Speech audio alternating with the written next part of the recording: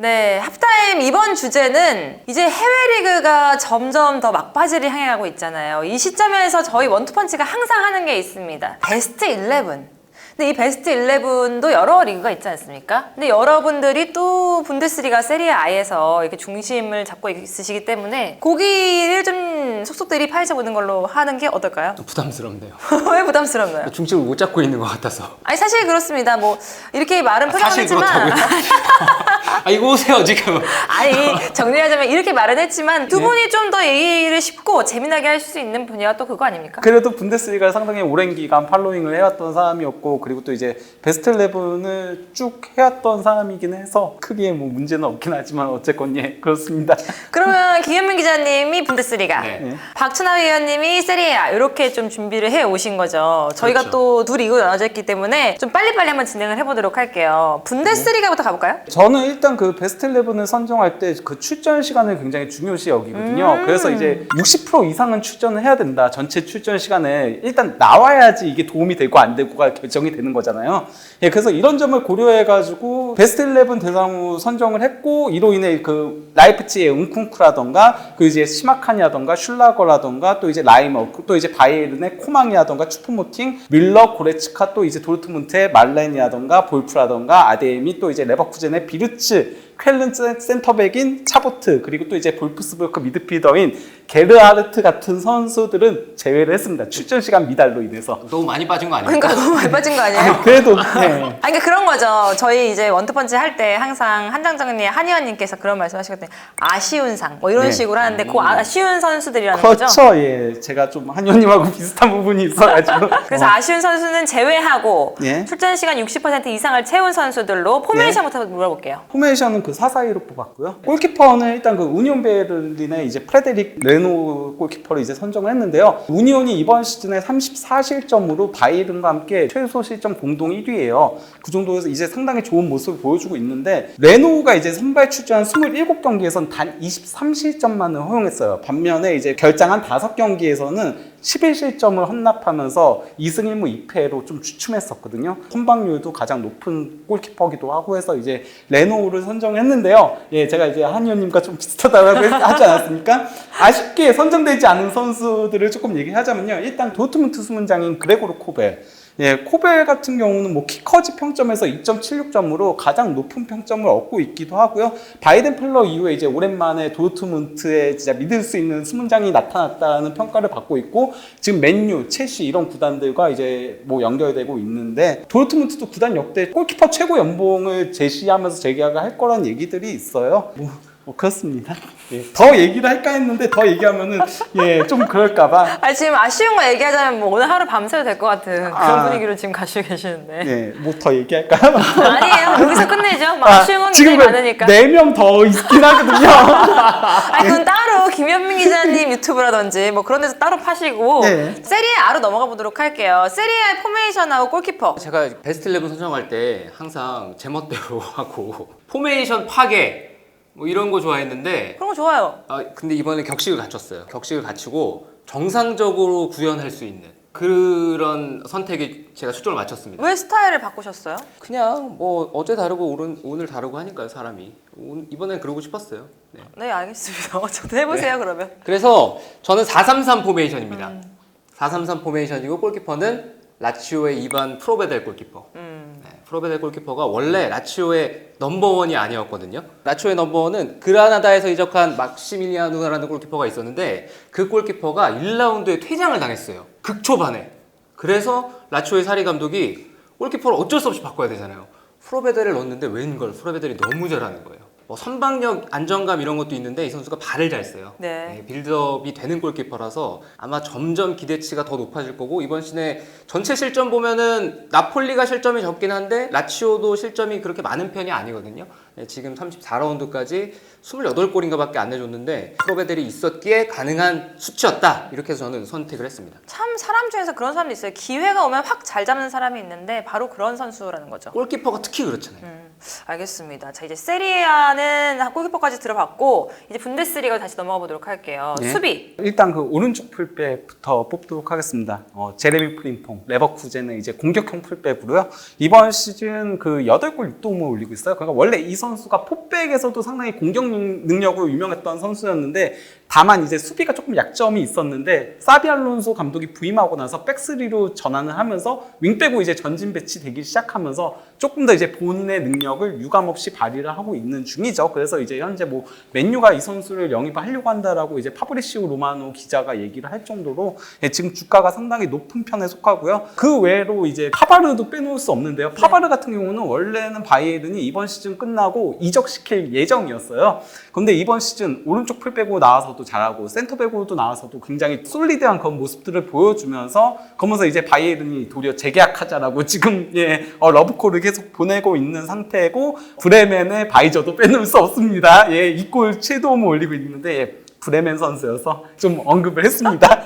계속해서 쭉 들어볼게요. 그리고 이제 센터백으로는 일단 그 빌리 골로반, 그 라이프치 수비수를 뽑았는데요. 라이프치가 이제 시즌 초반에 그바르디올도 부상이 있었고 주전 수문장이자 주장인 이제 굴라치가 아예 10월 초에 장기 부상으로 아웃이 됐었어요. 그리고 심각한도 잦은 이제 부상으로 좀 수비 쪽에 변동이 굉장히 많았었거든요. 그런 불안정한 상황에서도 오르반이 이제 팀 내에서 가장 많은 출전 시간 2,711분을 소화를 하면서 안정적으로 버텨줬기 때문에 라이프치히가 그래도 38실점으로 분데스리가에서 최소 실점 3위에 이름을 올릴 수 있었습니다. 상당히 리더십도 있고 팀 내에서 좋은 영향력을 많이 끼치는 선수고요. 또 다른 센터백은 뭐 다들 예상할 수 있는 더리우트, 바이에른 같은 경우도 이번 시즌 수비 쪽에 조금 변동이 많았어요. 일단 뭐 우파메카노는 기복이 좀 있었고요. 그리고 또 이제 리카 에르난데스 같은 경우도 부상으로 장기간 빠졌고 노이어도 이제 부상으로 장기간 빠졌잖아요. 하지만은 더리우트가 상당히 안정적으로 수비를 이끌면서 거기다가 이 선수가 굉장히 화려한 수비도 많이 하거든요. 그러니까 골라인 바로 앞에서 걷어내는 그런 수비들도 많이 기록을 하면서 이제 하이라이트도 상당히 많이 장식을 했던 선수라고 할 수 있고요. 그 외에 뽑히지 않은 센터백은 우니온의 두키가 있습니다. 이 선수가 지금 뭐 김민재의 대체자로 나폴리 이적설 얘기까지도 나올 정도인데 상당히 높이의 강점이 있고요. 그리고 또 이제 대인 수비도 상당히 좋으면서 그러면서 곧잘 골도 넣고 수비적으로도 좋은 모습 보여주면서 우니온의 최소 실점에 상당히 크게 기여를 하고 있는 선수고 왼쪽 풀백으로 가서는요.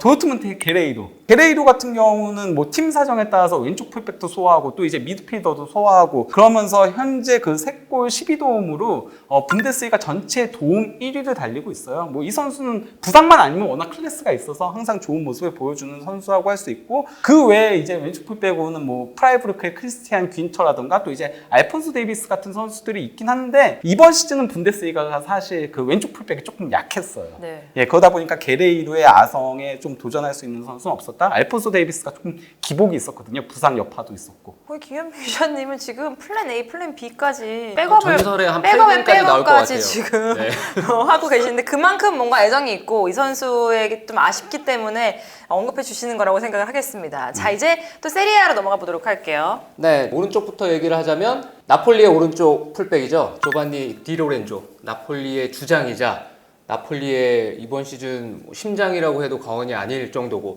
저희 녹화 기점으로 직전 주말 경기 드디어 선발 명단에서 제외됐습니다. 네. 드디어.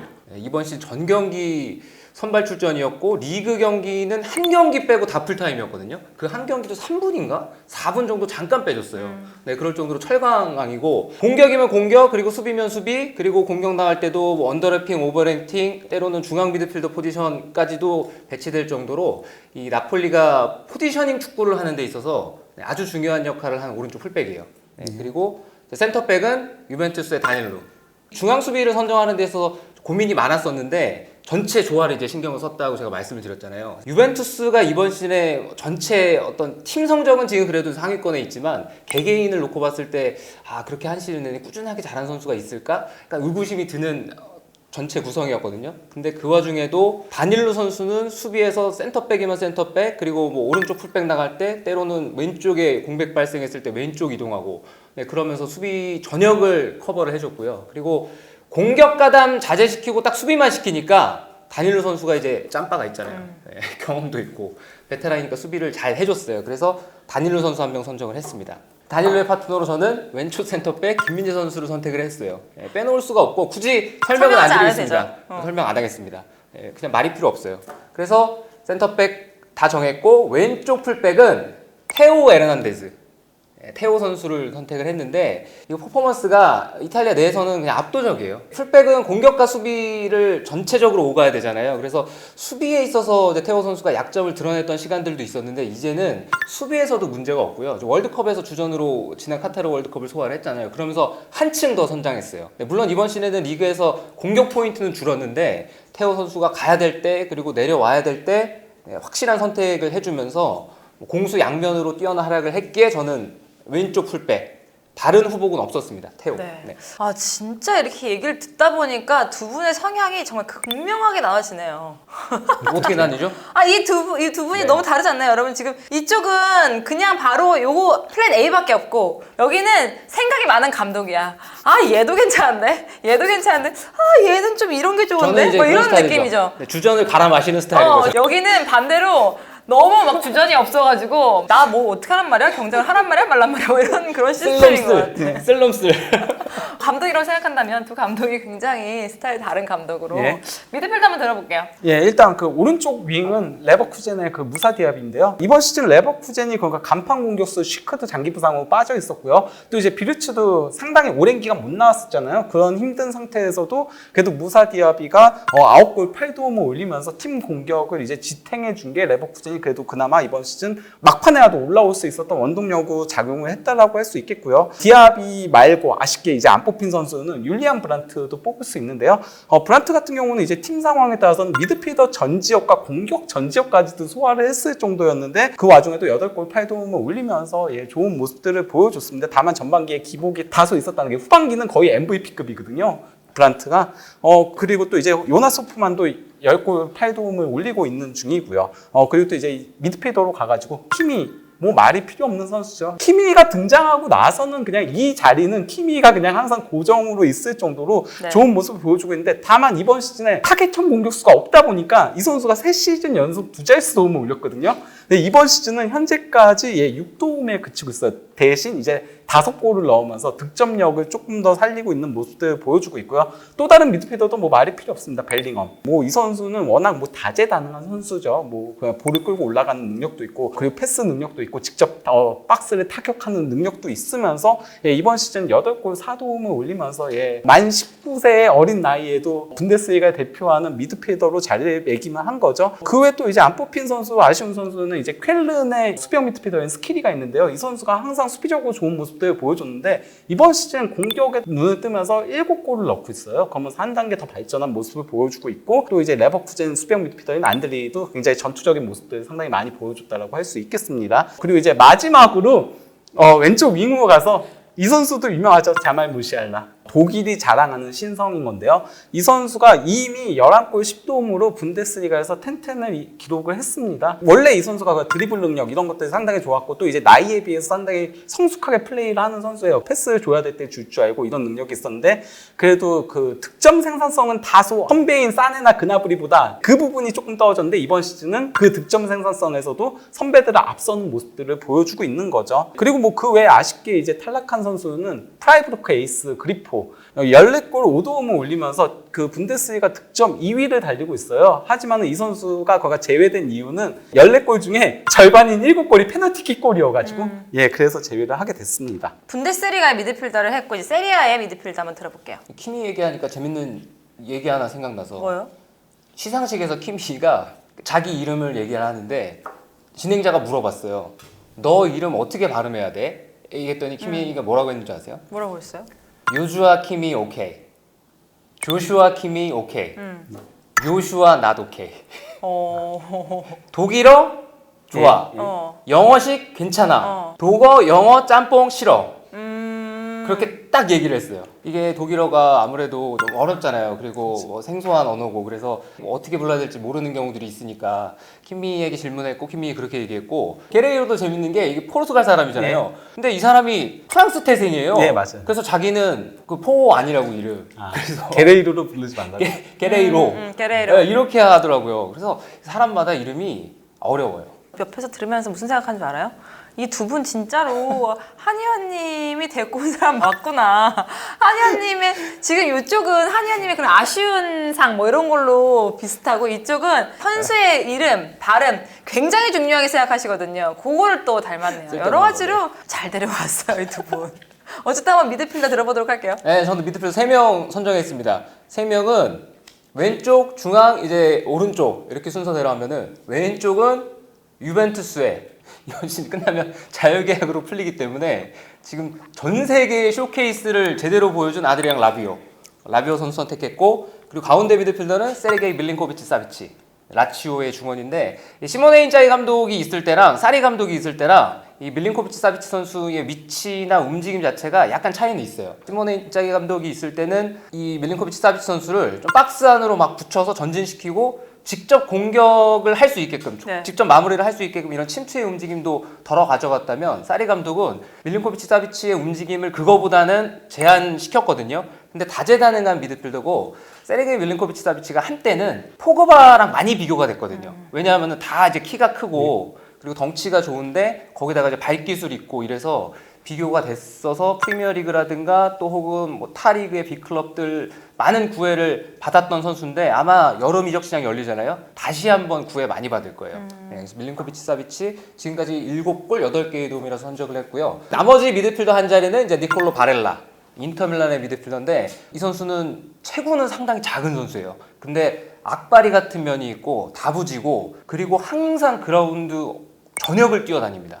그리고 기술도 있고 침투도 되고 또 놀라운 슛 스킬을 보여주면서 골 결정력도 보여주고, 그래서 리그에서는 5골 그리고 6개의 도움 보여주고 있는데, 이게 아까도 얘기해 주셨지만 기회를 누가 잡느냐가 중요하다고 네. 얘기를 해주셨잖아요. 한때는 지금 몬차로 임대가 있는 이제 센시라는 미드필더가 있는데, 두 선수가 체구가 비슷해요.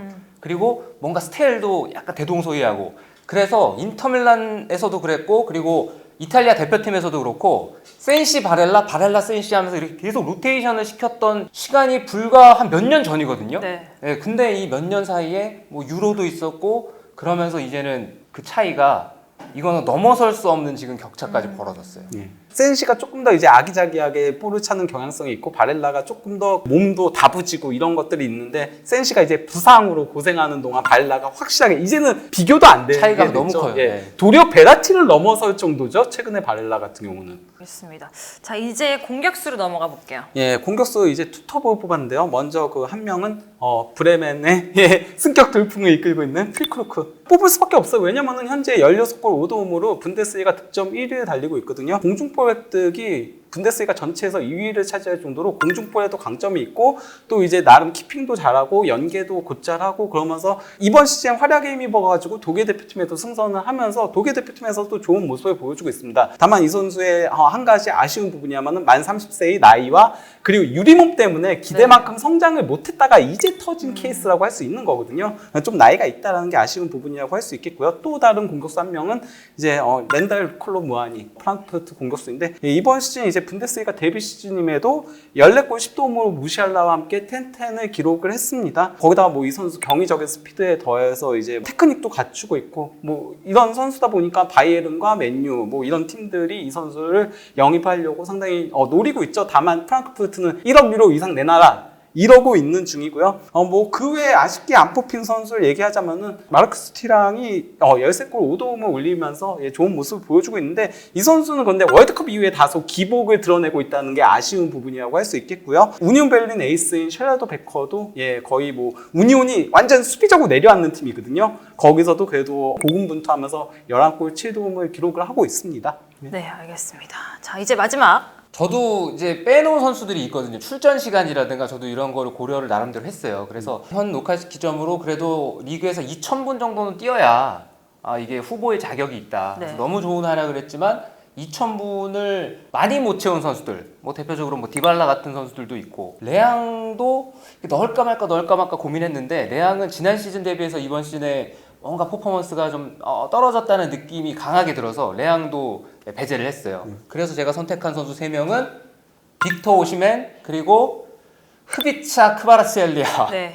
그리고 마지막은 블라이디아입니다. 아마 빅토 오시멘 그리고 이제 크바라첼라 선수는 나폴리의 듀오니까 여러분들이 너무나 잘 알고 계실 거잖아요. 오시멘 선수 이번 시즌에 지금 득점왕으로 가냐 마냐 이 기로에 있는데 이게 쉽게 득점왕 될 것 같았어요. 근데 지금 라우타로 마르티네스 선수가 맹추격을 하고 있어서 이거 마지막까지 알 수 없는 싸움이 돼버렸고요. 크바라첼라 선수는 지금 3월 A매치 주간 이후로 확실히 이 선수가 완전히 떨어졌어요.